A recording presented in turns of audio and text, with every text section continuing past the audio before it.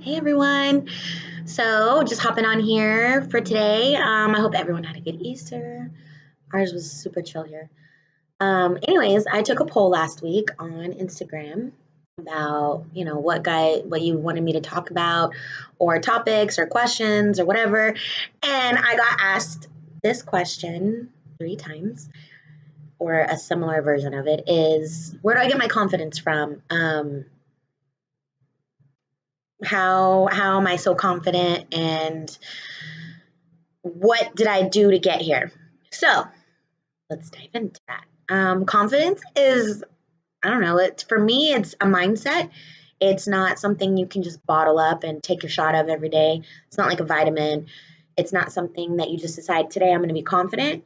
Um, it's something you have to really work towards. And by doing that, it was me learning how to accept myself.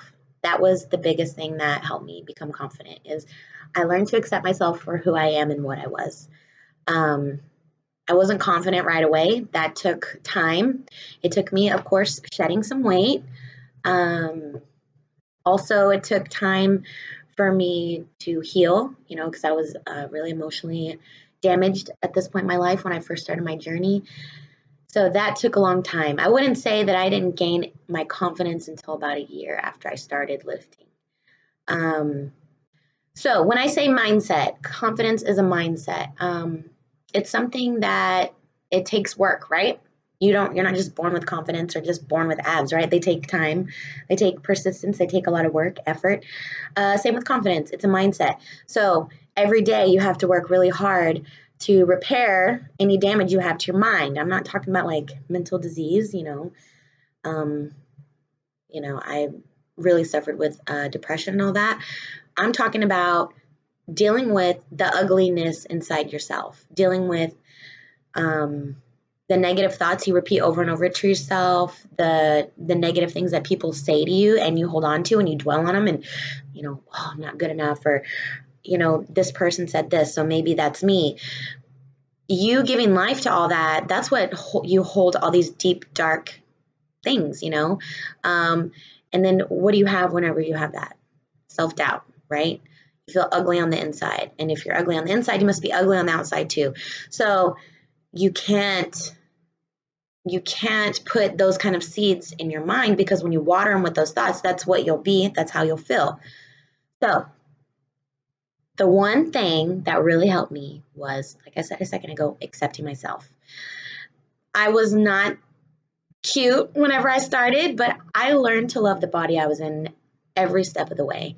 Um, my progress was slow, which was really frustrating at first, but now I wouldn't change it for the world, because I have been able to, for almost 3 years, consistently keep my weight off. I fluctuate a little bit during stressful times like moving. I gained about 8 pounds when I moved, but right back off.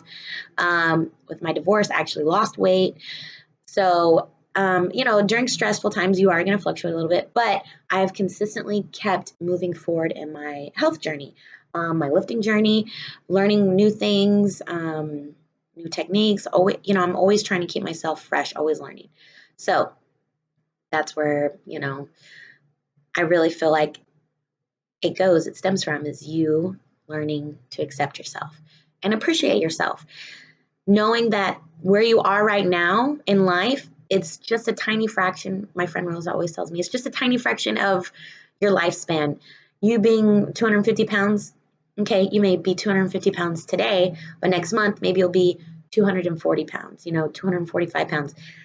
As long as you're making progress moving forward, that's success. And with this success, how can you not be confident? How can you not be excited about the goals you're making? So that's where I started.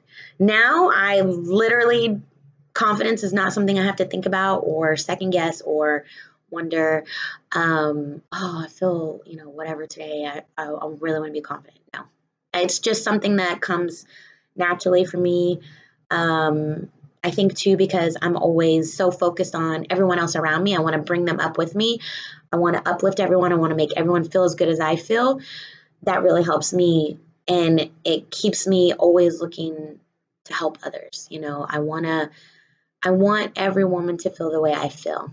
even though I'm a size 14, 12 some days. I really love it when I'm a size 12. Not very many days like that. But when I'm doing really good, I love that feeling. I just want every woman to feel good. We're hard on ourselves. Society tells us we have to be one way. And when we're another, it's hard to you're constantly butting heads. Like, why can't I be perfect? The problem is you're perfect the way you are right now. Having some label or society telling us we need to be this when we're this, that's destructive. So learning to accept yourself and appreciate yourself for who you are and where you are right now, that's where you have to start. And once you start doing that, the confidence just comes. I don't know. That's my take on it. Not everybody's going to agree with me or whatever, but for me, that's where I started, was accepting myself, and it was good. When I finally did that, it was like I opened up this gate that I didn't even know I had up. So that's what I had for that. And then I had another question by my little friend Miranda. I love her so much. Let me go to my notes. Is my biggest lessons learned as a PT or a coach? That's actually a really good question. Every day I learn something new, or I at least try to, or I make a mistake and I am humbled very quickly. And that is, one of those things means that I always need to be learning. So every day I try to learn something new, whether it's reading a quick article or collabing with other coaches, like bouncing ideas around to try and help our athletes. I'm always learning something new. I'm always trying to find another exercise, a way to make it harder or to progress the movement for my clients. So that's one thing. Another thing that I needed to learn as a coach, best lesson, is to always be able to answer the question why. When you're coaching a class, you will have stubborn athletes or people that really just genuinely don't understand why. Why? Why do you want me to make, go into triple extension whenever I'm doing a power clean? I have to be able to answer that question, and I have to be able to answer why it's important, why it's relevant, the purpose of it is. And those questions are hard. And if I don't know it, then I look like a dickhead coach who's just like, just do it because I said to do it. And I don't want to be that coach. So that's reason number 2, or lesson number 2. Okay, my number 3 is always have a backup plan for a client. I recently had a client who broke her foot, and we were not able to do legs for literally like almost 2 months. And it was frustrating for her, frustrating for me, but it gave us a chance to work on her upper body, her core, other things, balance, stability, like all those things that kind of we didn't always work on very much. So always have a backup plan. Or if a client comes in not feeling good, maybe you need to figure something else out, make it a recovery day or a stretch day, stuff like that. Lesson number 4, be open-minded, experiment with different training styles, equipment, be versatile. You are going to have people that come in and want to do Olympic lifting, powerlifting, bodybuilding, hoops. I have a lot of older clients who need a lot of rehab or just stability type of stuff. So you have to be versatile, and you have to know your shit. Like, you have to know all these things, like how many reps, what's your rep sequence for like a bodybuilder versus a powerlifter versus a weightlifter versus like all this stuff. What moves benefit each one. So you have to be versatile, and you have to be able to think off the top of your head. Okay, number 5. Oh, this one's probably my favorite answer. I was just like listing them off.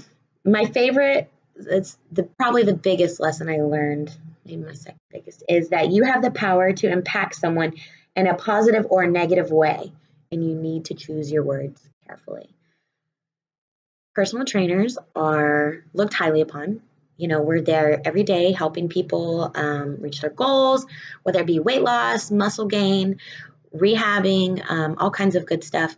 And you really have the power to impact somebody. And the words you use can either make or break a client, they can make or break a situation.